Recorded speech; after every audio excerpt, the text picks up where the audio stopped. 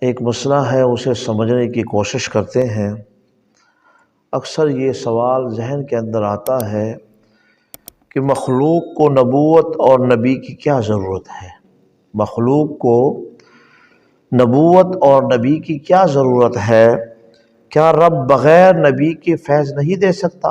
یہ ایک سوال جو ہے ذہن میں آتا ہے۔ ویسے تو نہیں آنا چاہیے ذہن کے اندر، لیکن پھر بھی کبھی یہ سوال آپ سے ہو بھی سکتا ہے یا کسی کے ذہن میں آ بھی سکتا ہے۔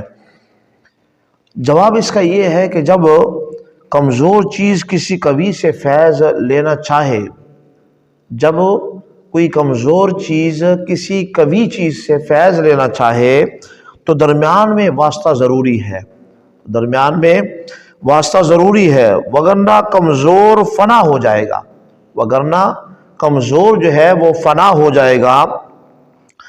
اگر روٹی کو آگ سے گرم کرنا ہے تو درمیان میں توے کا ہونا ضروری ہے، اگر ایسی اس آگ پہ رکھ دو گے تو وہ جل جائے گی۔ مطلب یہ سمجھانے کے لیے میں مثال دے رہا ہوں کہ اگر روٹی کو آپ نے گرم کرنا ہو تو ڈائریکٹلی جو ہے اس کو آگ پہ آپ نہیں رکھیں گے، بلکہ پہلے توا رکھیں گے، اسے گرم کریں گے، گرم کرنے کے بعد روٹی آپ اس پہ رکھیں گے تو وہ روٹی بالکل جو ہے بڑی بہترین طور پہ جو ہے گرم ہو جائے گی۔ اور اگر ڈائریکٹلی آپ اس کو کہیں گے تو پھر وہ اس کی جو ہے ہیٹ کو جو ہے وہ برداشت نہیں کر پائے گی، جس کی وجہ سے وہ جل جائے گی۔ تو اس لیے ضروری ہے کہ اگر سورج کو دیکھنا ہو تو ٹھنڈے شیشے کا واسطہ ضروری ہے، چشمہ ایسا ہو کہ جو سورج کی جو ہے تپش کو قبول کر سکے۔ اس لیے جب تک کہ شیشہ نہ ہو، چشمہ نہ ہو، اس وقت تک آپ ڈائریکٹلی جو ہے سورج کو اس کی تپش کو نہیں جو ہے دے سکتے ہیں۔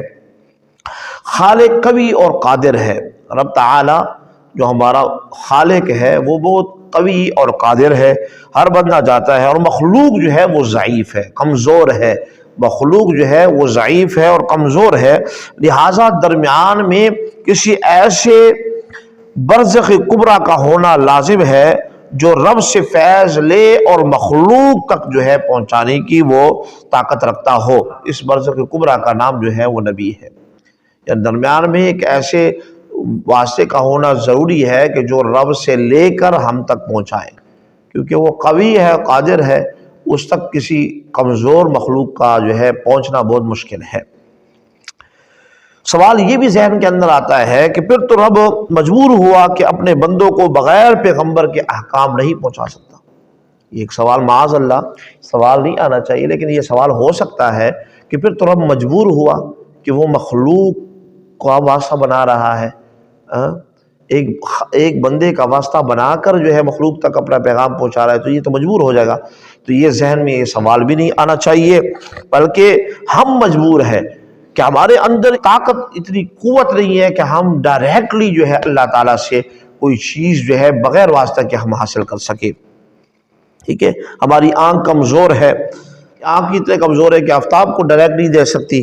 ٹھیک ہے، دنیا میں رب کے رحمت و قہر کے خزانے مقرر ہے، جہاں سے یہ رحمت اور قہر تقسیم ہوتا ہے، جہاں سے یہ رحمت اور قہر تقسیم ہوتا ہے، اور سام دیگر مزید چیزیں قبر الہی کا مظہر ہے۔ سام اور دیگر چیزیں اللہ تبارک و تعالی کے قہر الہی کا مظہر ہے۔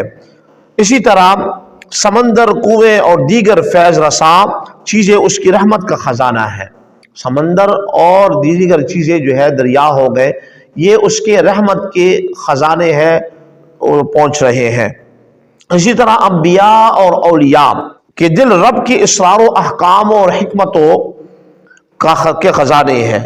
جیسے سونے کی کان سے سونا ہی نکلے گا، جیسے سونے کی کان سے سونا ہی نکلے گا، ایسی ہی پیغمبر کے ہاں اسرار الہیہ کا ہی ظہور ہوگا۔ یہ جو ہے